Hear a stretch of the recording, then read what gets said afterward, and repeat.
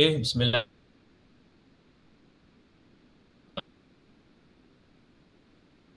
Dengan beberapa orang, tak apa, tak ada masalah. Mungkin yang lain ada hal masing-masing. Masih lagi kita membincangkan soalan-soalan kaji.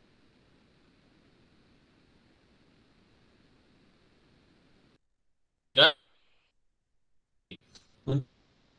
untuk hari ini kita buat ulang kaji berkenaan dengan bentuk geometri 3 dimensi.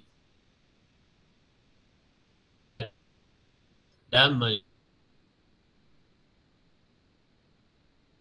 permukaan ini ada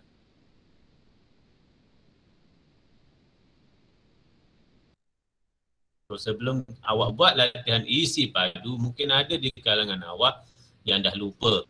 Okey, jadi kita buat ulang kaji sedikit untuk refresh balik kita punya pengalaman yang lepas. Okey,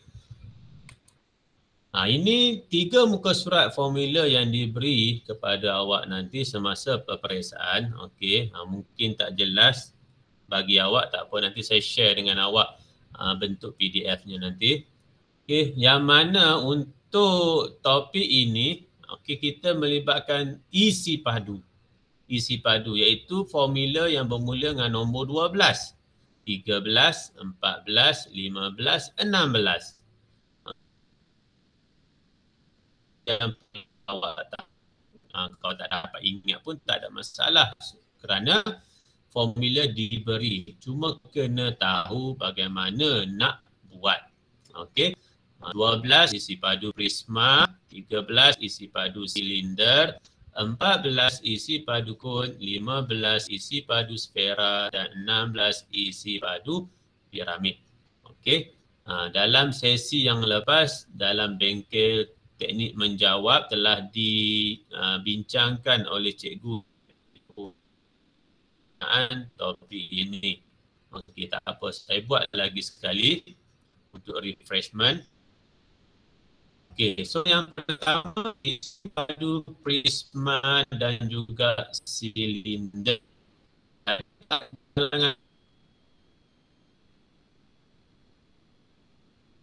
Awak masih piramid, boleh bezakan tak antara prisma dan juga piramid? Ada lagi yang masih belum dapat bezakan prisma dan piramid? Okey, kita tengok. Kalau prisma, prisma adalah bentuk yang sama atas atau bawah, kiri atau kanan. Bentuk yang sama saja. Contoh, bentuk 4 segi. Kan? Bentuk 4 segi atas, bentuk 4 segi bawah. Okey, jadi kita hanya sambungkan setiap sisi itu membentuk suatu bongkah. Ini kita panggil prisma. Sama juga kalau letak di kiri atau kanan. Dia sama bentuk dia. Bila kita sambungkan dia, jadi semua sama panjang lah. Okey, ini adalah prisma. Okey, seperti mana yang awak tengok dekat sini, keratan rentas. Keratan rentas tu kalau awak potong di mana-mana bahagian, bentuknya sentiasa sama. Kecuali awak potong, awak ambil pisau, contoh bongkah ni kan. Contoh bongkah ni awak ambil pisau, awak kerat di tengah ni. Tu tak samalah. Okey, yang saya katakan keratan rentas tu apabila awak kerat di bahagian yang menghasilkan sentiasa bentuknya sama. Awak kerat kat tengah-tengah macam ni kan, atau awak kerat macam ni. So bila hasil keratan awak itu menghasilkan bentuk yang sama, itu kita panggil keratan rentas. Okey, keratan rentas. Manakala untuk piramid mudah saja. Tak kisahlah bentuk asas dia apa. Contoh yang dikatakan bentuk asas dia, bentuk segitiga ni tapak dia. Ataupun bentuk segi 4. Ataupun bentuk segi 5, pentagon. Okey, ini tapak dia. Tapi dia hanya terletak ada puncak. Contoh segitiga tadi tu puncak ada satu kat situ, semua sisi menghala kepada dia. Ini kita panggil piramid. Sama juga untuk segi empat sebagai tapak, satu titik puncak dan semua sisi disambungkan kepada dia. Dah jadi piramid. Sama juga untuk pentagon. Okey, untuk pentagon, tapak dia pentagon tapi dia ada satu puncak. Dia ada satu puncak. Jadi ini pun piramid. Senang saja nak bezakan prisma dan juga piramid. Piramid ada puncak. Prisma ada, kerata rentas dia sama sahaja. Okey. Jadi kita tengok formula-formulanya. Formula isi padu ya, kita fokus kepada isi padu. Okey, isi padu prisma. Okey, kita fokus kepada yang berwarna kuning. Kita ambil terus je yang berwarna kuning. Okey, isi padu prisma adalah luas kerata rentas darab tinggi. Luas kerata rentas darab tinggi. Macam mana? Kan saya kata tadi, kita balik semula kepada yang asal. Okey, kan saya kata tadi, bentuk atas, bentuk bawah sama. Bentuk kiri, bentuk kanan sama. Itu yang dikatakan sebagai luas kerata rentas. So, awak ambil luas. Kalau contoh ni bentuk segitiga kan? Kiri dan kanan bentuk segitiga. Jadi luas segitiga macam mana? 1/2 darab tapak darab tinggi. Macam tu. Okey. Itu adalah luas kerata rentas. Ikut kepada bentuk. Okey, contoh bentuk segitiga, macam mana cari luas segitiga? 1/2 darab tapak darab tinggi. Kalau macam yang ini pula, okey, luas kerata rentas dia merujuk kepada 4 segi. Bila 4 segi atau segi 4, kita cari darab, okey, panjang darab lebar sahaja untuk cari luas. Macam itu yang dikatakan sebagai luas kerata rentas. Okey, manakala satu lagi darab tinggi. Darab tinggi itu bermaksud garis-garis yang menyambungkan kedua-duanya. Macam contoh segitiga ni, ni garis dia, sambungan dia. Ini kita wakilkan sebagai tinggi. Kalau macam ni kita nampaklah tinggi kan, macam ni. Satu. Ni garis-garis ni kita wakilkan sebagai tinggi. Macam tu. Okey, kita wakilkan sebagai tinggi. Itu yang dikatakan sebagai tinggi.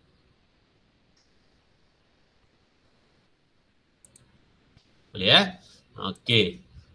Jadi, untuk isi padu prisma ada luas kerata rentas ikut bentuk kerata rentas tersebut darab dengan hitung di sebelah. Okey, ukurannya dia dah bagi macam tu. Jadi kita nak cari isi padu prisma adalah luas kerata rentas darab tinggi. Okey, luas kerata rentas ini merujuk kepada bentuk segitiga. Awak tengok kat sini kan, segitiga depan dan juga segitiga belakang sama. Jadi cari luas segitiga tersebut. Bagaimana kita nak cari luas segitiga tersebut? Kalau awak tengok di sini dia guna pakai Pythagoras Theorem. Kenapa guna Pythagoras Theorem? Sebab nak cari luas segitiga kita memerlukan tinggi. Tinggi ni mesti 90 degree, 90 darjah. Okey, 90 darjah. Jadi sekiranya yang ini yang paling panjang ni kita panggil hypotenuse 5. Manakala yang ini adalah 8. Tetapi untuk mencari tinggi kita hanya perlukan separuh saja daripada tu. So bila separuh dia akan jadi 4/4. So guna pakai Pythagoras Theorem kita dapat 3. Ni cara nak kira Pythagoras Theorem, iaitu 5 kuasa 2 hypotenuse tolak dengan 4 kuasa 2 punca kuasa 2 dapat 3. Jadi luas segitiga ini adalah 1/2 darab, darab. Ingat tapak adalah panjang, jangan 4 ya, dia semua. Ini adalah panjang dia ni, tapak dia ni. 8, jangan darab 4 sahaja. Sebab apa? Kita ada 2 segitiga ni. Kita ada 2 segitiga bila macam tu. Kita ambil je terus 8. Darab 8, darab tinggi yang kita dapat tadi 3. Dia dah dapat luas segitiga. Kemudian darab dengan tinggi untuk mencari isi padu. Ini dikatakan sebagai tinggi 12. Okey, walaupun kedudukan dia awak tengok bukan tinggi kan, dia macam panjang ke belakang, tak apa. Takrifannya tinggilah itu. Okey, takrifannya itu adalah tinggi. Okey, so dapat jawapan 144 cm3. Okey, itu yang pertama isi padu prisma. Kita pergi kepada isi padu silinder. Okey, isi padu silinder adalah pi j kuasa 2T. Okey, pi itu, biasanya diwakili oleh 22/7. Sekiranya tidak diberi semasa peperiksaan, so awak kena ingat pi itu diwakili oleh 22/7. Okey, pi j kuasa 2 T. Macam mana tu pi j kuasa 2? Kalau silinder macam ni, ada dua bulat. Okey, so J. J adalah jejari. Yang inilah jejari ni, jejari bulatan. Okey, kemudian tinggi T. T tinggi ni lah, ketinggian ni. Ni T. Ni T, ini J. Macam tu. Okey, kita tengok kepada contoh. Isi padu silinder, hitung isi padu silinder tegak di sebelah. Okey, dia dah bagi dah pi itu sebagai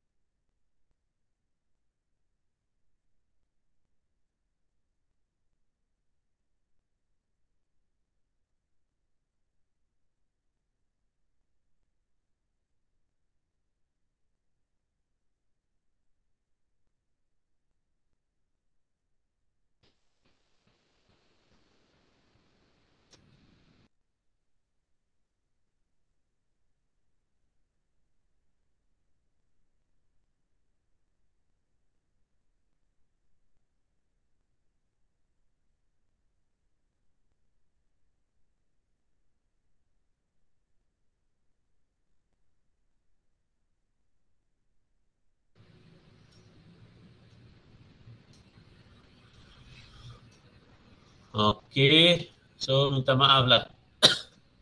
Komputer saya ada masalah rangkaian pula hari ini. Okay, saya share lagi sekali. Lah datang juga saya segala dia masalah rangkaian. Okey, saya share lagi sekali.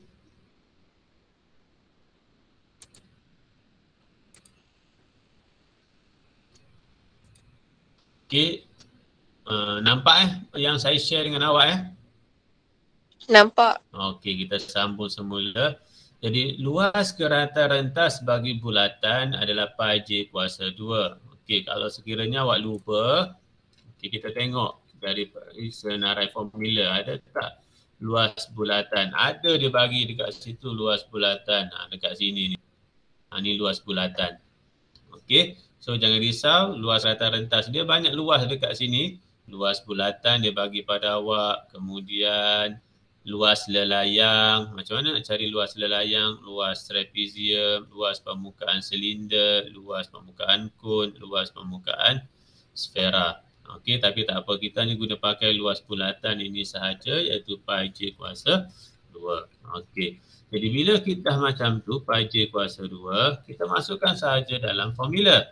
Pi ini adalah 22/7 darab jejari. Okey, 7 ni adalah diameter, bukan jejari. So nak cari jejari mesti diameter bahagi 2. Jadi 7 bahagi 2. Mudah. Atau tekan je kalkulator 7 bahagi 2 dapat berapa. Okey, J ni adalah J kuasa 2. Maksudnya J ni adalah 2 kali. Pi J J. 2 kali J lah. Okey, so yang ni darab 2 kali lah. 7/2. Macam tu. Okey, yang mana tinggi dia adalah 12, darab 12. So dapatlah isi padu silinder 462 cm3. Macam tu. Okey ya. Kita pergi kepada bentuk yang seterusnya, piramid. Yang ditunjukkan pada awak itu bagaimana keluarnya formula piramid. Tak apa, kita terus guna sahaja. Kita terus guna sahaja.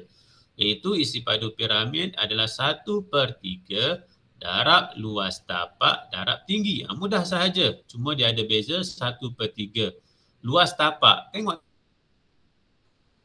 tu panjang darab lebar. Kemudian darab sahaja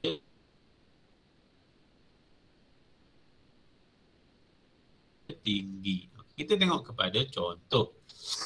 Okey, contoh piramid tersebut. Kita nak kira isi padu piramid. Okey, 1/3.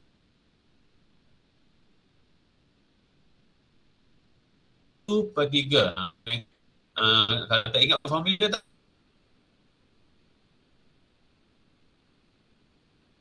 Tak apa, rujuk je senarai formula yang diberikan. 1/3.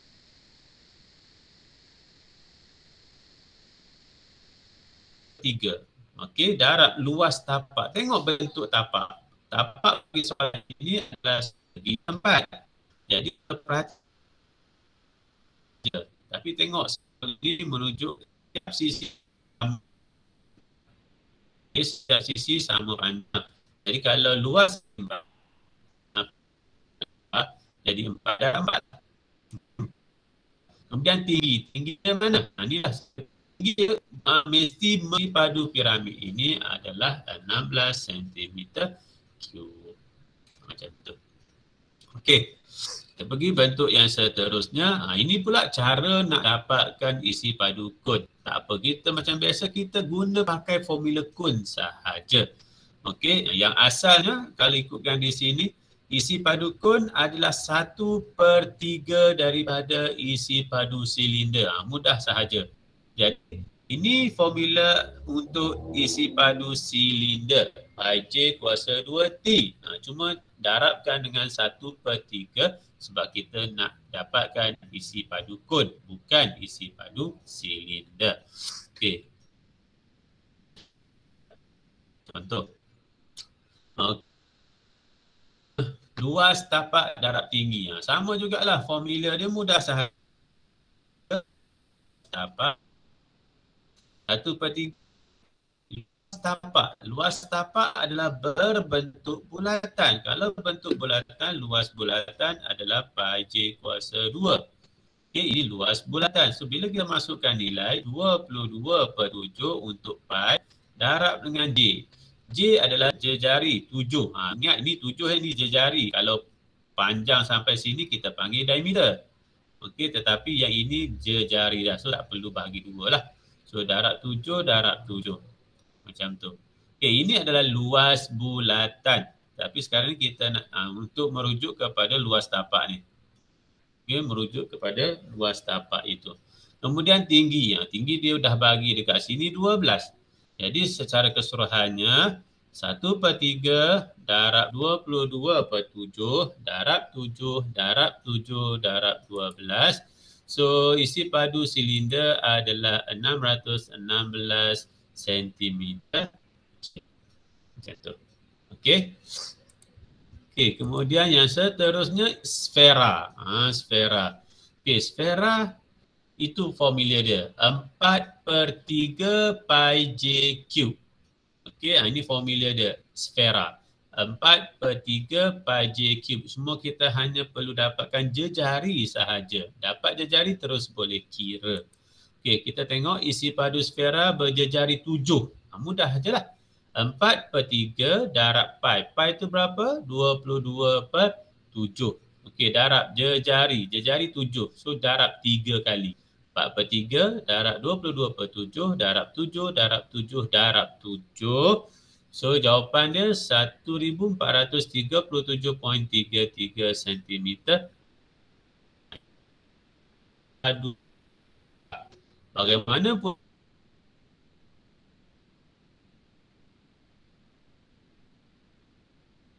sfera.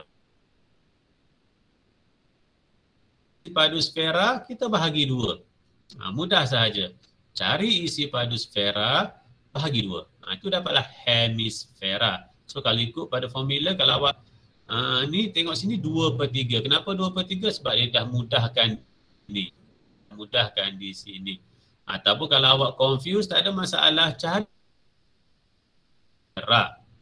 Okay, cari dahulu isi padu spera, iaitu 22/7. Isi padu spera yang ni, isi padu spera 4/3 ni. Ni. Cari dahulu isi padu spera, tak ada masalah. So 4/3 darab pi. Pi adalah 22/7, darab jejari adalah 5. Darab 3 kali. Okey, dah. Ini isi padu sfera. Apabila berkaitan dengan hemisfera, awak bahagi 2. Mudah. Tak ada masalah. So jawapan dia adalah 261.9 cm3. Itu.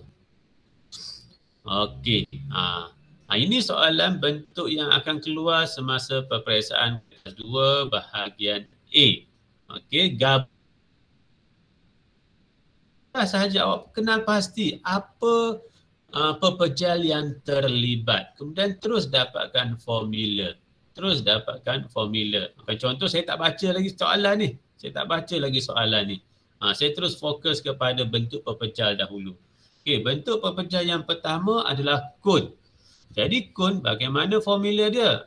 Kon volume, isi padu bagi kon adalah 1/3 pi J kuasa 2 T. Tulis siap-siap isi padu bagi kon.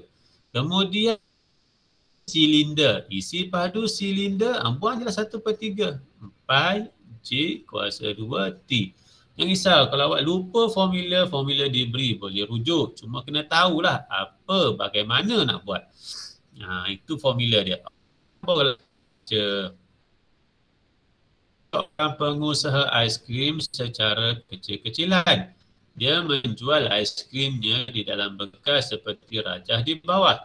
Jika dia menetapkan sasaran untuk menjual 10,000 bekas sebulan, berapa liter aiskrim yang diperlukan dalam tempoh sebulan? Okey, bekasnya macam ni. Jadi kita kira dahulu volume bekas tersebut. Okey, kita kira dahulu volume bekas tersebut. Jadi untuk kon yang atas itu, isi padu kon adalah 1/3 darab pi. Pi adalah 22/7 darab jejari. Jejari kon dengan jejari silinder sama. Sebab itu mereka boleh bergabung. Okey, sama. Tak ada masalah. So yang diberi di sini diameter ya, bukan jejari, diameter. Jadi kena bahagi 2. So 5/2 darab 5/2. Tinggi berapa kon? Tinggi kon adalah 4 darab 4. Nanti awak settlekan.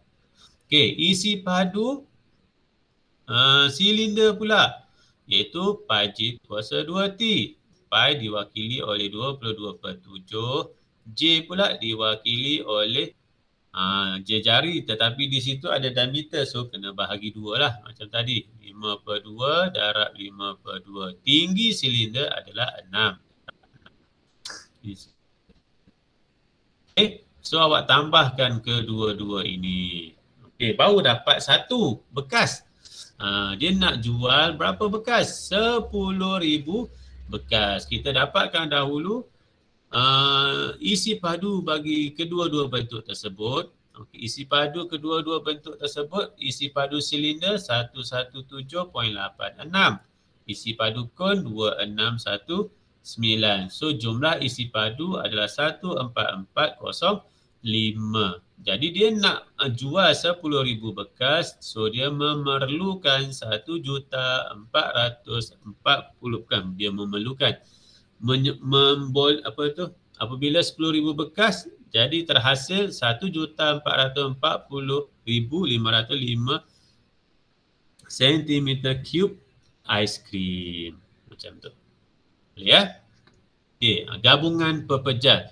Untuk soalan gabungan pepejal, dia boleh sama ada 2 pepejal tersebut digabungkan, so operasi tambah, ataupun satu pepejal besar diberi dan ditebuk lubang mengikut jenis pepejar yang diperlukan. So itu proses tolak pula. Berbeza tambah dan tolak. Apabila ditebuk, proses tolak berlaku. Apabila bertambah besar, bertambahlah dia punya operasi. Okey, ini awak boleh cuba. Okey, kalau perhatikan soalan satu itu adalah gabungan pepejal. So awak kenal pasti pepejal apa yang terlibat, satu A, satu B, satu C, kemudian awak cari formula masing-masing dan tambahkan. Manakala yang kedua adalah merujuk kepada isi padu yang telah ditebuk. Jadi contoh yang ini. Contoh yang ini kan, awak cari dahulu isi padu isi padu prisma tersebut. Kemudian yang dalam yang tebuk lubang ni merujuk kepada silinder. So isi padu silinder. Jadi isi padu prisma untuk soalan 2B tolak isi padu silinder. Macam tu. Boleh ya? Tu soalan banyak tu diberi pada awak untuk awak cuba. Okey. Okey. So untuk hari ini sahaja. Nanti saya akan share dengan awak. Ada masalah nak selesaikan, boleh PM saya ataupun nanti bawa minggu depan pun boleh, tak ada masalah. Manakala esok macam biasa tak ada meet, yang mana saya akan bagi pada awak soalan-soalan pasia 2011-2019 berkenaan topik ini juga untuk awak buat ulang kaji. Okey. So ada apa-apa soalan nak tanya pada saya? Cikgu macam mana nak tahu kena darab 2 ke tak yang jejari tu? Okey, sorry baru baca soalan. Cikgu macam mana nak tahu kena darab 2 ke tak yang jejari tu? Maksud awak Nukman? Kalau ikutkan pada formula, jejari tu tengok kepada gambar rajah. Kalau gambar rajah awak contoh, saya share balik PowerPoint.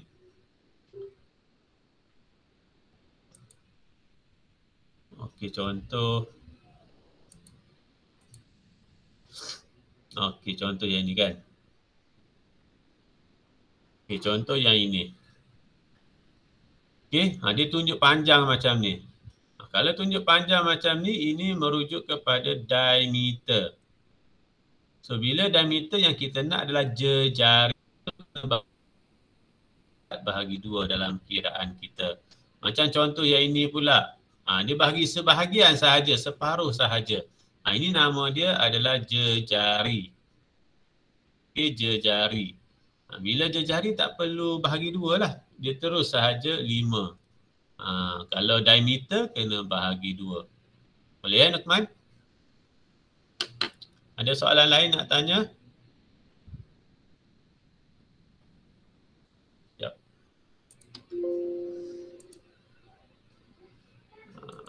Sekejap ya.